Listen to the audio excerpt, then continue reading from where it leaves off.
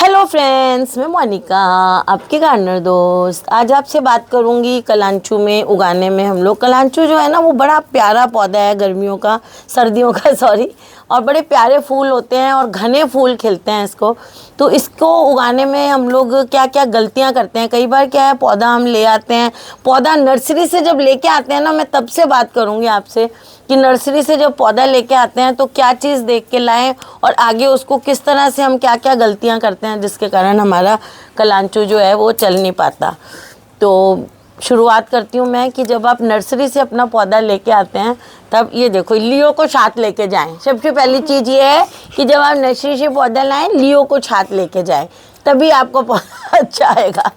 तो जब हम नर्सरी से पौधा लेके आते हैं ना, तो ऐसा भरा हुआ पौधा लेके आना चाहिए आपको। देखिए, ऐसे बिल्कुल भरा हुआ पौधा होना चाहिए। ये भी जैसे पौधे हैं मैं लाई हूँ, भरे हुए हैं, लेकिन अगर ये और भी ज़्यादा ऐसे फैला हुआ ज़्यादा हो ना, पौधा ऊंचाई में कम हो और पौधा इस तरह से फैला हुआ ज़्यादा हो, तो वो और भी अच्छा रहता है। तो गुथा हुआ ना, ऐसे चौड़ाई में फैला हुआ पौधा लाएं। ये जो मैं पौधे लेके आई हूँ, अब वहाँ नर्सरी में थे ही ऐसे थोड़े ऊपर की तरफ उगे हुए हैं। ये ऊपर की तरफ उगे हुए पौधों में ये है कि इसमें थोड़ी सी लाइट की कमी रही होगी। ये ग्रीन हाउस में उगाए हुए होंगे, फ्लावरिंग लाने के लिए इनको ज़्यादा अंधेरे में रखा गया होगा, इसलिए ये ऊपर की तरफ ज़्यादा बढ़ गए हैं। तो हमें घना पौधा लेके आना है, पहली बात तो। और दूसरी बात, इस तरह से देखिए, ये छोटी छोटी कटिंग वाला आप लाएंगे ना, तो ये देर से लगेगा। ये देखिए, ये मैंने कटिंग लगाई हुई है। इस तरह से आप कटिंग वाले पौधे लेके आएंगे ना, इतने छोटे छोटे से, तो वो बहुत देर से फ्लावरिंग करेंगे। तो पौधा अच्छा फैला हुआ बड़ा पौधा लेके आए, कटिंग वाले नहीं लेके आए छोटे छोटे। वो चलेंगे लेकिन वो देर से फ्लावरिंग करेंगे, हो सकता है नेक्स्ट सीज़न में करें। ये बहुत बड़ी बात आपको ध्यान रखनी है, घना पौधा लेके आना है। दूसरी चीज़ आपको ये करनी है कि उसमें इस तरह से खूब सारी भरी हुई कलियाँ हों।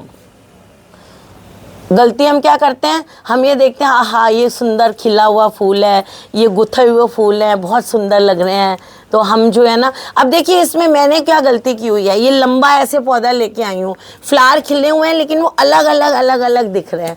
अगर यही मैं पौधा थोड़ा छोटा लाती और घना लाती, जो कि मुझे मिला नहीं था, फिर मैं अब कहाँ ज़्यादा, मैंने सोचा अगर मिल रहे हो तो की ये बात है। घना होता तो उतने ज़्यादा ऊपर फ्लावर वाली डंडियाँ निकलती, तो जितनी ज़्यादा डंडियाँ निकलती फ्लावर वाली, उतने फूल घने होते हैं। कई बार आप मेरी पुरानी वीडियोज़ में देखेंगे, एकदम घने फूल होते हैं, बिल्कुल उसमें दिखता ही नहीं है, बीच में जगह नहीं दिखती, बिल्कुल भरे हुए घने फूल होते हैं।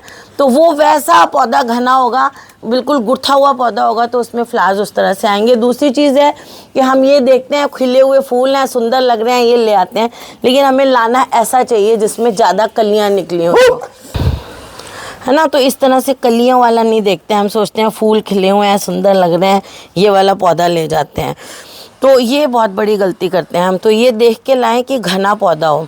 फिर अगली गलती हम क्या करते हैं, इनको ऐसी जगह लगा देते हैं जहाँ बहुत धूप हो, 4 से 5-6 घंटे तक की धूप हो। ऐसी जगह में अगर आप लगाएंगे तो आपके कलांचू की फ्लावरिंग जितनी होनी चाहिए उससे कम होगी।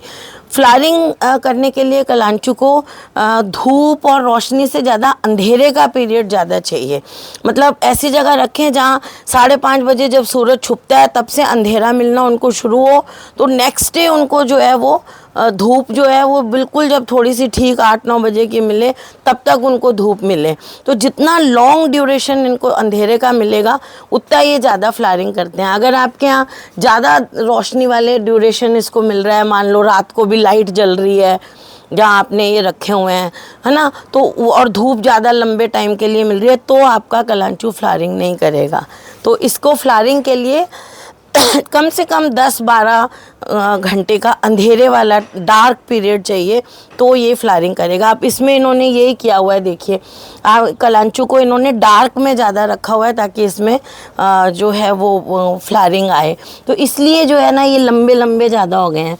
आपको पता है जो भी पौधा हम अंधेरे में रखते हैं उसमें इटियोलेशन हो जाता है, तो इन्होंने इसको ज़्यादा टाइम के लिए अंधेरे में रख दिया। अंधेरे में आपको सिर्फ रखना है तो 2-4-5 दिन के लिए अंधेरे में, अगर फूल नहीं आ रहे ना आपके पौधे में, तो भी आप उसको 4-5 दिन के लिए अंधेरी किसी अलमारी में बंद कर दें और उसके बाद निकालें। इन्होंने थोड़ा ज़्यादा टाइम के लिए रख दिया, इसलिए पौधे में इटियोलेशन, मतलब उसमें लंबाई ज़्यादा बढ़ गई है पौधे की, है ना। तो इसलिए जैसे हम जो है ना ये नवरात्रों में जो लगाते हैं, जौ लगाते हैं, उसको ऊपर से ढक देते हैं कई लोग, ढकने से वो ज़्यादा लंबे लंबे उगते हैं। तो वही चीज़ ये है। तो इसको जो है अंधेरे में सिर्फ 4-5 दिन रखना है अगर फूल नहीं आ रहे हो। तो वो मैं अभी जो गलतियों में बात करती हूँ उससे डिस्ट्रैक्ट हो गई।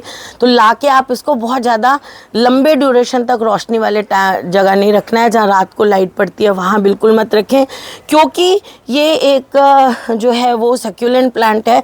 इसको लगाने के लिए बहुत अच्छी सी वेल ड्रेनिंग सॉइल बनाएं। एक हिस्सा मिट्टी लें, 1.5 हिस्सा इसमें रिवर सैंड लें और 1 हिस्सा इसमें खाद मिलाएं।